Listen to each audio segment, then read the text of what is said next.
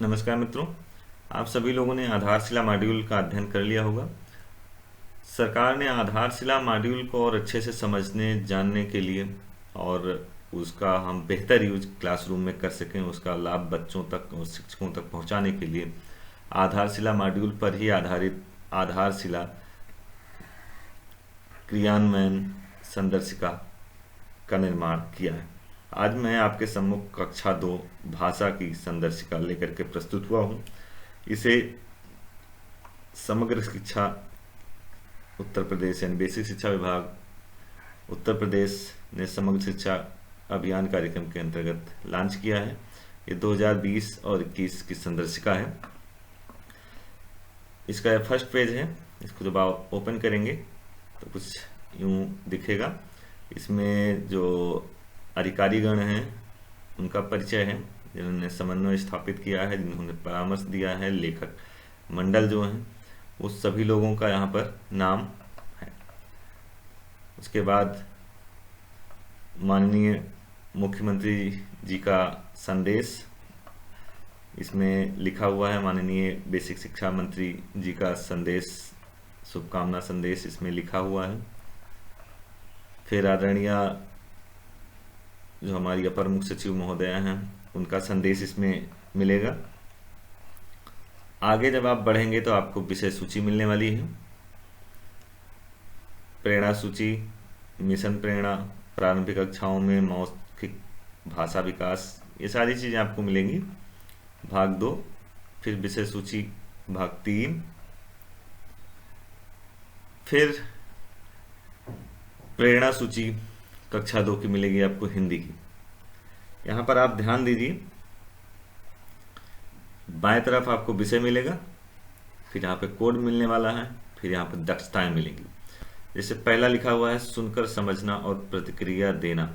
सुनकर समझना और प्रतिक्रिया देना ग्रेड 2 के स्तर की कहानियों और कविताओं का आदर्श वाचन होते हुए सुनकर समझ लेता या लेती, यानी छात्र जो है वह ग्रेड 2 के स्तर के जो छात्र हैं वो कहानियों और कविताओं का जो आदर्श वाचन है, जिसका हो रहा है अगर आदर्श वाचन, तो सुन करके समझ लेते, स्पष्ट तौर पर कहे गए मुख्य विचारों, पात्रों, घटनाओं को स्मृति के आधार पर बता पाते हूँ और आदर्श वाचन किए गए पाठ को सरल निष्कर्ष उसका निकाल पाते हूँ।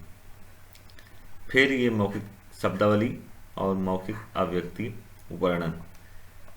इसके आगे बढ़ेंगे तो मिलेगा ध्वनियों में जोड़ तोड़ कर पाना, वर्ड की पहचान कर पाना, शब्द पहचान कर पाना या पढ़ पाना, मौखिक पाठन और प्रवाह पढ़ करके समझने की बात कही गई है। आगे बढ़ेंगे तो नंबर आ जाता है लेखन का। डिकोडिंग की गतिविधि के तौर पर शब्द लिख सकता है, सरल वाक्य लिख सकता है। उदाहरण के लिए यहाँ समझाया भी गया है, जैसे गांव का क्या नाम था, बिल्ली चूहे के पीछे क्यों भागी। फिर यहाँ पर किसी चित्र या अनुभव पर 2-3 वाक्य सही सही लिख पाता हो। कोई चित्र दिखाया जाए और उसके आधार पर वह 2-3 वाक्य अपनी भाषा में लिख पाए। आगे जब बढ़ेंगे तो यहाँ पर लिखा हुआ मिशन प्रेरणा का संक्षिप्त परिचय एवं आधारशिला क्रियान्वयन संदर्शिका का उपयोग। मिशन प्रेरणा का संक्षिप्त परिचय दिया गया है। उसके बाद यहाँ पर आधारशिला जो मॉड्यूल है हमारा, उसके अंतर्गत जो आधारशिला क्रियान्वयन संदर्शिका बनाई गई है उसका कैसे यूज करना है उसके बारे में यहाँ पर बताया गया है। शिक्षक संदर्शिका के विभिन्न पहलुओं पर बातचीत एवं इसकी उपयोगिता यहाँ पर बताई गई। इस शिक्षक संदर्शिका के 4 भाग हैं। यहाँ पर बताया गया है कि सैद्धांतिक पक्ष क्या है, कक्षा 2 में भाषा शिक्षण के अकादमिक सत्र की रूपरेखा, कार्य योजना और गतिविधियाँ, कक्षा कक्ष से संबंधित महत्वपूर्ण पहलू, मौखिक भाषा विकास से संबंधित गतिविधियों का संकलन। इस पर चर्चा यहाँ पर दी गई है। इसके आगे जब आप बढ़ेंगे तो पहला भाग जो इसका आता है वह है सैद्धांतिक पक्ष। सैद्धांतिक पक्ष स्टार्ट हो रहा है यहाँ पर। फिर यहाँ पर ये बता रहे हैं प्रारंभिक कक्षाओं में मौखिक भाषा का विकास कैसे होता है, यहाँ पर आपको मिलेगा। अब मौखिक भाषा विकास हो कैसे रहा है इसको आप भी जानें। अपनी बातों को बेहतर तरीके से प्रस्तुत कर पाना, उच्च स्तरीय चिंतन कौशल पर बेहतर पकड़, विभिन्न अकादमिक विषयों की पृष्ठभूमि अवधारणाएं एवं ज्ञान की आधार बनाना, कक्षा की अकादमिक भाषा ग्रहण करना, स्कूल की मानक भाषा की बेहतर पकड़, पठन और लेखन क्षमता का आधार। आगे बढ़ेंगे तो इसमें मिलेगा आपको भाषा शिक्षण की शुरुआत में मौखिक भाषा विकास को अधिक महत्व देना। यहाँ पर कहा गया है कि भाषा शिक्षण अगर हम कर रहे हैं तो शुरुआती जो दौर होता है, स्टार्टिंग जो मूवमेंट होता है, उस टाइम पर हमें मौखिक भाषा विकास को अधिक महत्व देना है। अगर हम इस पर ध्यान नहीं देंगे तो हम कुछ भी नहीं कर पाएंगे, इसलिए मौखिक भाषा पर हमें अधिक ध्यान देना है। फिर आगे बढ़ेंगे तो नंबर आता है प्रवाहपूर्ण पठन। इस पर यहाँ पर चर्चा की गई है और यहाँ पर डिकोडिंग के बारे में बताया गया है। प्रवाहपूर्ण डिकोडिंग जो स्किल है उसको कैसे मजबूत किया जाए, पढ़ने का अभ्यास बताया गया है। उसके बाद बताया गया है समझ पर जोर देना है। आगे बढ़ेंगे तो शब्दावली का विवरण के बारे में बताया गया है, दृश्य शब्द यहाँ पर बताए गए हैं। फिर आगे बढ़ेंगे तो यहाँ पर चर्चा की गई है कि क्यों जरूरी है सभी बच्चों का पढ़ना लिखना सीखना। फिर बात आई है पढ़कर समझने की जो प्रक्रिया होती है, वैसे अगर समझने की कोशिश करेंगे तो कम समझेंगे, लेकिन अगर पढ़ करके समझेंगे कोई चीज़ तो अच्छे से आप समझ पाएंगे। तो उस पर यहाँ पर चर्चा की गई है। यहाँ पर चित्र के माध्यम से भी इस संदर्शिका में बताने की कोशिश की गई है। फिर नंबर आता है पठन अभ्यास के नियमित मौके, डिकोडिंग पर क्या कार्य करना है, इसको बहुत बेहतर तरीके से बताया गया है। कि फिर कहानियों की किताबें, पुस्तकालय कालांश, इसका कैसे यूज करना है, कैसे प्रेरित करना है, कैसे इस पर काम करना है, इसके बारे में यहाँ पर चर्चा की गई है। फिर जब आगे बढ़ेंगे तो यहाँ पर आपको मिलेगा समझ के साथ पढ़ने की रणनीतियों पर यहाँ पर बात की गई है। यहाँ पर कई महत्वपूर्ण बिंदु भी दिए गए हैं, जैसे कि अनुमान लगाना, चित्र संयोजक बनाना, प्रश्न पूछते हुए चर्चा करना या सार संकुलन पुनः सुनना, पाठ की मुख्य बातें निकालना। फिर आगे कुछ उदाहरण जो पाठ पुस्तक है, टेक्स्ट बुक है, उसके माध्यम से भी दिया गया है। और आगे बढ़ेंगे तो चित्र के बारे में बात की गई है। फिर यहाँ पर जो कॉन्सेप्ट है उसको बताया गया है कि चींटी, मेढक, चूहा और चूजा गुबरैला घूमने के लिए निकले, फिर रास्ते में एक झील मिली। जो स्टेप टेक्स्ट बुक में हो रहा है वो यहाँ पर बेहतर तरीके से बताया गया है।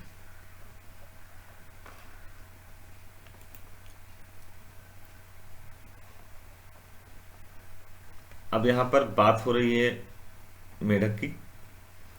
तो मेढक कैसा दिखता है, कहाँ पर रहता है, कैसी आवाज़ निकालता है, क्या उनसे बाकी जानवरों की मदद की उसने, ये सारी चीज़ें हम कर सकते हैं। उसके कलर पर बात कर सकते हैं। कलर उसके कई प्रकार के होते हैं। वो जल में रहता है कि स्थल पर रहता है, या दोनों जगह पर रहता है, कि वो जलचर है कि स्थलचर, कि नभचर है कि उभयचर है, क्या है उस पर हम चर्चा कर सकते हैं।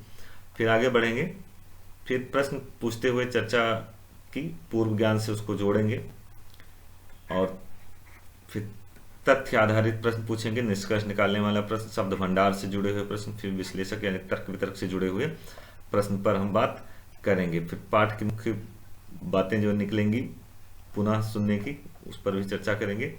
आगे जब हम पहुंचेंगे तो भाग 2 यानी कक्षा 2 में भाषा शिक्षण के अकादमिक सत्र की रूपरेखा, कार्य योजना एवं गतिविधियां, इस पर चर्चा करेंगे और आगे बढ़ेंगे। अकादमिक सत्र 2020-21 में कक्षा 2 में भाषा शिक्षण पर कार्य क्या करना है आपको। पहला तो है यहाँ पर प्रेरणा सूची की जो दक्षताएं हैं उसको देखना है। दक्षताओं के बाद भाषा शिक्षण के जो कालांश हैं उस पर चर्चा करना है। कालांश को इन्होंने बांटा हुआ है, देख लीजिए ध्यान से। कालांश में जो 40 मिनट का कालांश दिया है उसमें देखिए, एक तो सहायक शिक्षण सामग्री पर कार्य करना है, कलरव कक्षा 2 पर भी कार्य करना है, जो कार्य पुस्तिका मिली हुई है उस पर भी कार्य करना है। सामग्री का निर्माण भी करना है, सामग्री जो मिलेगी उस पर भी जानना है। पोस्टर जो मिलेंगे, प्रिंट रिच इन्वायरमेंट क्रिएट करना है। उसकी उपयोगिता मेन तो है कि कोई भी टीएलएम हम बना भी लेते हैं, अगर उसका यूज नहीं कर रहे हैं तो बेकार है, या विभाग द्वारा कुछ दिया भी जा रहा है अगर उसका हम यूज नहीं कर रहे हैं तो बेकार है। इसलिए ये महत्वपूर्ण बिंदु है। कहानी, पोस्टर, चित्र, पाठ, सहज 2, इस पर हम चर्चा करेंगे। फिर आगे बढ़ेंगे तो दैनिक स्तर पर भाषा के तीनों कालांशों में शिक्षण कार्य करना है। सप्ताहवार वार्षिक शिक्षण योजना। फिर यहाँ मंथली दिया गया है, आप ध्यान से देखिए। यहाँ पर महीना है, सप्ताह है, प्रथम कालांश, द्वितीय कालांश और तृतीय कालांश। प्रथम कालांश में जो सहायक शिक्षण सामग्रियाँ हैं उस पर काम करना है, फिर पाठ्य पुस्तक पर करना है, फिर कार्य पुस्तिका पर करना है, तभी हमारा आउटकम सही निकलेगा। यही इसका बेहतर कॉन्सेप्ट है, यही स्टेप है, यही सही तरीका है। यहाँ पे महीना दिखाया गया है। उसके बाद चर्चा करेंगे। जनवरी फरवरी तक दिया गया है, क्या क्या इसमें आपको ध्यान देना है इस पर भी यहाँ पर बताया गया है। फिर आगे जब पहुंचेंगे तो सहायक सामग्री एवं प्रेरणा सूची। प्रेरणा सूची भी हमें जानना है। यहाँ पर दिया गया है सहायक सामग्री प्रेरणा सूची की दक्षता, यानी कविता, मौखिक खेल गतिविधि, शब्दावली विकास, कविता पोस्टर, कहानी, सृजनात्मक कार्य, कहानी पर कार्य, चर्चा, कहानी पर कार्य एवं चर्चा से संबंधित लेखन, ये सारे इस पर टिक करना है आपको।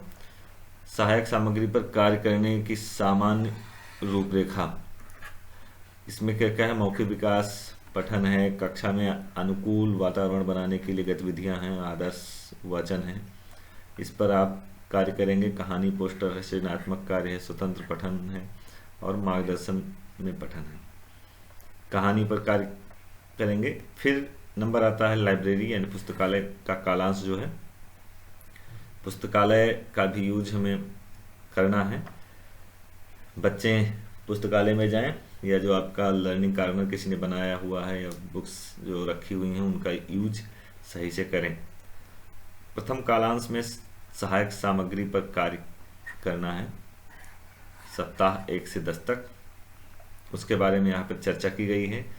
उसमें भी मिनट टू मिनट सब कुछ बांट दिया गया है। इसको बहुत ही अच्छे तरीके से सब कुछ बनाया गया, बहुत मेहनत करके संदर्शिका का निर्माण किया गया है, बहुत मेहनत के साथ इसे तैयार किया गया है। इसको आप जरूर ध्यान से देखें और इसका अध्ययन करें। सप्ताह के दूसरे, चौथे एवं 5वें दिन क्या करना है ये बताया गया है। यहाँ पर जो ध्यान देने वाली बातें हैं उसके बारे में यहाँ पर चर्चा की गई है। फिर आगे बढ़ने पर मौखिक भाषा विकास एवं संबंधित लेखन और पठन पर बात की गई है। फिर यहाँ पर है प्रथम कालांश में सहायक सामग्री पर कार्य, सप्ताह 11 से 16। इसमें क्या कार्य करना है ये यहाँ पर दिया गया है। सप्ताह के पहले, तीसरे एवं छठे दिन क्या करना है इसको आप देख सकते हैं। यहाँ पर भी मिनट टू मिनट डिवाइड किया गया है। कहानी पर क्या कार्य करना है आपको ये बताया गया है। अनुभव पर क्या चर्चा करनी है, सृजनात्मक कार्य, ये सारी चीजें यहाँ पर दी गई है। जो सामग्री निर्माण है उसके बारे में बताया गया है। सामग्री सूची क्या है, गतिविधि और सामग्री, इसमें क्या क्या आप करेंगे इसको बताया गया है। फिर प्रथम कालांश में सहायक सामग्री से संबंधित गतिविधियों का विस्तृत विवरण, सप्ताह 1 से 10 तक। इसमें मौखिक भाषा विकास एवं लेखन पर जोर दिया गया है। कक्षा में अनुकूल वातावरण बनाने के लिए क्या क्या गतिविधियां होंगी। कहानी पोस्टर पर कार्य करना है, कहानी पर कार्य है, चर्चा है, कहानी पर कार्य एवं चर्चा की गतिविधियों से संबंधित लेखन कार्य, ये काम आपको करना है। इस शब्दावली विकास बहुत आवश्यक है। अगर शब्दावली बच्चों के अंदर नहीं है तो कहानी उनको लिखने में या कुछ भी लिखना है तो उनको प्रॉब्लम आएगी। इसलिए शब्दावली का विकास बहुत ही आवश्यक है, इस पर हम काम करना है। फिर कविता पोस्टर पर पहुंचेंगे। प्रेरणा सूची की जो दक्षताएं हैं उसमें जो कोड दिया हुआ है इसके अनुसार यहाँ पर कार्य करना है। ध्यान देने जो योग्य बातें हैं उसको यहाँ पर बताया गया है। शब्दावली का जो विवरण है उसके बारे में भी चर्चा की गई है। प्रिंट जो चेतना है, लोगोग्राफिक का गठन है, उसके बारे में बताया गया है। कहानी पोस्टर पर कार्य करना है उसको बताया गया है। कहानी पर कार्य आपको करना है। प्रेरणा सूची का कोड नंबर यहाँ पर दिया गया है।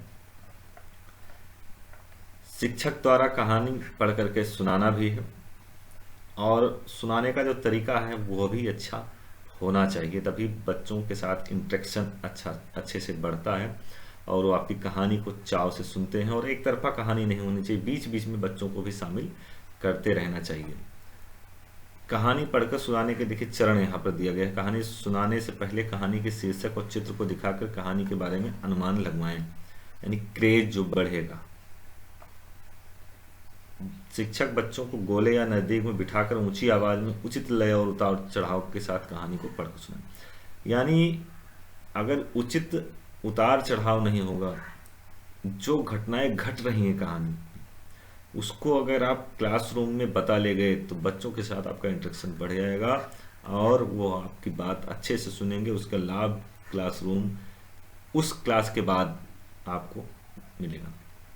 वहाँ तो मिलेगा ही मिलेगा, लेकिन उसके बाद भी आपका बच्चों के साथ जुड़ाव बढ़ जाएगा। इसलिए उचित लय और उचित उतार चढ़ाव के साथ बच्चों के को आप कहानी सुनाएंगे। कहानी सुनाने के बाद उनका व्यू भी आप ले सकते हैं। अनुमान पर चर्चा करेंगे और प्रश्नों की जो हैं उनमें आप उनकी हेल्प करेंगे। कहानियों की किताबों का आपको चयन करना है। कुछ बुक्स आपको विभाग द्वारा मिली हुई हैं, इनका भी आपको सदुपयोग करना है। बच्चों द्वारा अपने शब्दों में कहानी सुनाने के जो चरण हैं उस पर भी यहाँ पर बात की गई है। चित्र पर चर्चा करना है। कहानी पर कार्य एवं चर्चा की गतिविधियों से संबंधित लेखन कार्य। लिखने के बुनियादी कौशल, अपने शब्दों में अभिव्यक्ति या कुछ अर्थपूर्ण लिखना। फिर कुछ कार्य करवाए जाएंगे जैसे चित्र बनवाना, बच्चों द्वारा कई बातों को शब्द या वाक्य में लिखना और स्वतंत्र लेखन करवाना बहुत ही आवश्यक है। आप आगे बढ़ेंगे।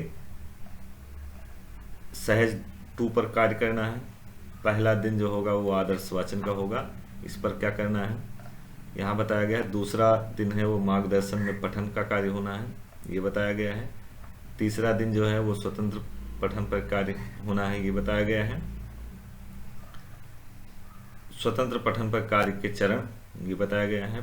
पठन स्तर के आकलन के लिए दिशा निर्देश दिया गया है। आकलन कब करें, आकलन के लिए पाठ का चयन कैसे करें, आकलन का तरीका और पठन स्तर की पहचान। बच्चों की पठन प्रक्रिया एवं पठन स्तर, पढ़ने की जो प्रक्रिया है इसके बारे में यहाँ बताया गया है। जो स्तर है, लेवल है, उसको भी यहाँ पर समझाया गया है। आदर्श ये आकलन के बाद की जो कार्य योजना है उस पर यहाँ पर चर्चा की गई है। आगे बढ़ेंगे तो आपको बच्चों के प्रवाह पूर्ण डिकोडिंग के आकलन, इसके बारे में बताया गया है। टेबल है। प्रथम कालांश में सहायक सामग्री की गतिविधियों की साप्ताहिक कार्य योजना सप्ताह 1 से 10 तक यहाँ दिया गया है। खंड दिया गया है, गतिविधि दी गई है। पहला दिन, दूसरा दिन, तीसरा दिन, चौथा दिन, 5वां दिन और 6ठा दिन। इसमें भी आपको कविता, मौखिक, खेल गतिविधि, शब्दावली गतिविधि, ये सारी चीजें बताई गई हैं। प्रथम कालांश की दैनिक कार्य योजना सप्ताह 1 से 10 तक, ये बताया गया है। फिर प्रथम कालांश की गतिविधियों का विस्तृत विवरण सप्ताह 11 से 16 तक दिया गया है।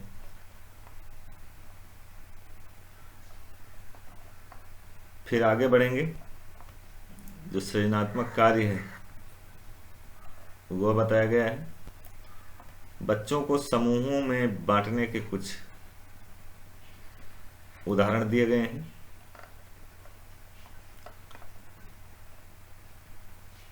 कहानी एवं चर्चा से संबंधित लेखन कार्य ये बताया गया है। फिर प्रथम कालांश में सहायक सामग्री की गतिविधियों की साप्ताहिक कार्य योजना सप्ताह 11 से 16 तक बताया गया। यहाँ पर भी इसका खंड दिया गया है, गतिविधि और दिन बांट दिए गए हैं।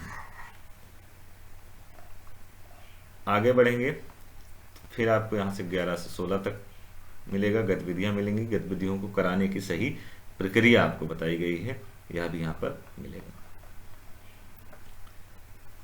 फिर पठन सहज 2 पर आपको जो कार्य करना है उसमें गतिविधियाँ और गतिविधियों को कराने की सही प्रक्रिया समझाई गई है। कल्लो 2 एवं प्रेरणा सूची की जो दक्षताएं हैं वह यहाँ पर दिया गया है। यहाँ पर कोड नंबर दिया गया है और पाठ दिया गया है, जिसने सूरज चांद बनाया, पास पड़ोस बया हमारी चिड़िया रानी, ये इसको दिया गया है। कद्दू जी की चली बारात। इसके आगे जब आप बढ़ेंगे तो आपको मिलेगा द्वितीय कालांश में कलरों के पाठों पर चर्चा की गई है। फिर आगे बढ़ेंगे, चित्र पर चर्चा की गई है। बच्चों को अनुभव के साथ जोड़ना है, अनुभव में उनको शामिल करना है, उनकी बातों को भी सुनना है। भाषा शिक्षण से संबंधित कुछ प्रमुख बातें यहाँ पर बताई गई हैं। टाइम ऑन टास्क दिया गया है, इसके फोल्डिंग प्रक्रिया बताई गई है जो नई अवधारणा है, और GRR के बारे में बताया गया है। यहाँ पर स्टेप बाय स्टेप यहाँ पर सब कुछ समझाया गया है। आकलन और पुनरावृत्ति पर चर्चा की गई है। बच्चों ने जो दक्षताएं अर्जित कर ली हैं उसकी जो आकलन की रूपरेखा है उसके बारे में यहाँ पर बताया गया है। साप्ताहिक आकलन, विभिन्न घटकों पर साप्ताहिक आकलन प्रश्न है और उस पर टिक करना। पुनरावृत्ति पर कार्य करना है। आगे बढ़ेंगे, आपको भाग 3 मिल जाएगा, कक्षा कक्ष से संबंधित महत्वपूर्ण पहलू। कक्षा प्रबंधन बहुत ही इम्पोर्टेंट पार्ट है। अगर कक्षा प्रबंधन नहीं है तो बहुत अच्छे से पढ़ा रहे हैं लेकिन सब कुछ बेकार हो जाएगा। फिर समय प्रबंधन की बात कही गई है, उस पर भी ध्यान देना है। टाइम से स्कूल तो पहुंचना ही पहुंचना है, साथ ही साथ कितने समय अच्छे जो आपका समय प्रबंधन है वो कितना अच्छा है। समय प्रबंधन अगर आपका अच्छा है तो आप बेहतर ढंग से पढ़ा सकते हैं। बैठने की व्यवस्था भी आपकी अच्छी होनी चाहिए, वो अर्धवृत्ताकार के रूप में बैठ सकते हैं। क्लासरूम पर डिपेंड करता है और क्या पढ़ाया जा रहा है इस पर भी डिपेंड करता है बैठक व्यवस्था, लेकिन बैठक व्यवस्था अच्छी होनी चाहिए। माहौल क्लास का अच्छा होना चाहिए, भयमुक्त होना चाहिए। समूह कार्य बच्चों को दिए जाने चाहिए और जो वातावरण है वह अच्छा होना चाहिए। प्रिंट रिच इन्वायरमेंट आपको क्रिएट करना है क्लासरूम में और पूरे स्कूल में प्रिंट रिच इन्वायरमेंट क्रिएट करना है।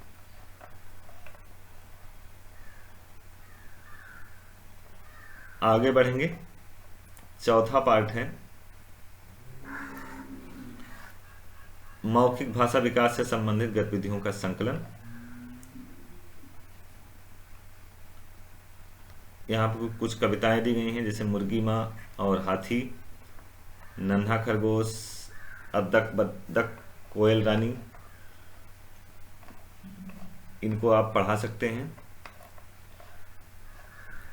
इन पोएम्स और कहानी ये जो दी गई हैं ये कुछ NCERT की हैं, कुछ टेस्ट इंडिया की आपको इसमें मिलेंगी, कुछ और लेखकों की कहानियाँ हैं, कुछ प्रथम बुक्स की दी गई हैं, इनको आप बच्चों को पढ़ा सकते हैं।